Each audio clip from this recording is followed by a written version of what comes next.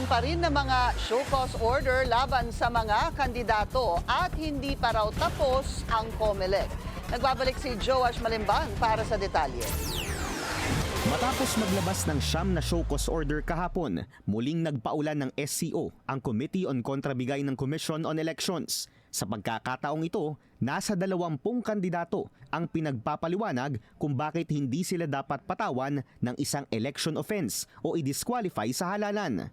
Kabilang sa mga pinagpapaliwanag, sina Maguindanao del Sur Congressional Candidate Esmael Mangudadatu, Vice Mayoral Candidate Victor Mitra, Alaminos Laguna Mayoral Candidate Eric Reyes at Councilor Candidate Joey Breeze at si Cavite Congressional Candidate Adrian Advincula na matatandaang kasama rin sa vote-buying show cause order evidence na iprenesenta ng COMELEC laban kay Senatorial Candidate Camille Villar.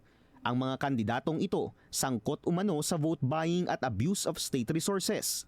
Bukod sa pamimigay ng pera, may mga kandidato raw kasi na namimigay ng ayuda, libreng tuli o di kaya bigas na may claim stubs kasama ang pangalan at posisyon ng tumatakbong kandidato. Ayon sa COMELEC, hindi naman ipinagbabawal ang lahat ng social services, pero dapat sumusunod ito sa mga patakaran, lalo na't election season. Kung kaya naman, yun po yung purpose din ng ating show cause orders.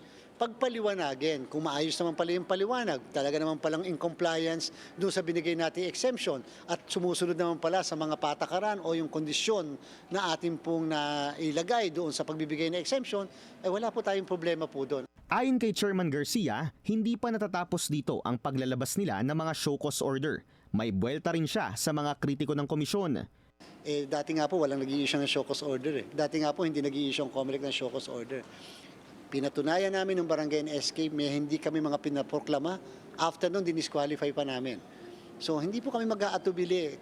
Paalala ng poll body sa mga kandidato, sumunod sa mga patakaran ng halalan. Mas madali na raw kasing bantayan ngayon ang mga lumalabag sa election guidelines dahil sa dami ng mga matang nakamatsyag sa social media. Para sa Agenda, Joash Malimban, Billionaire News Channel.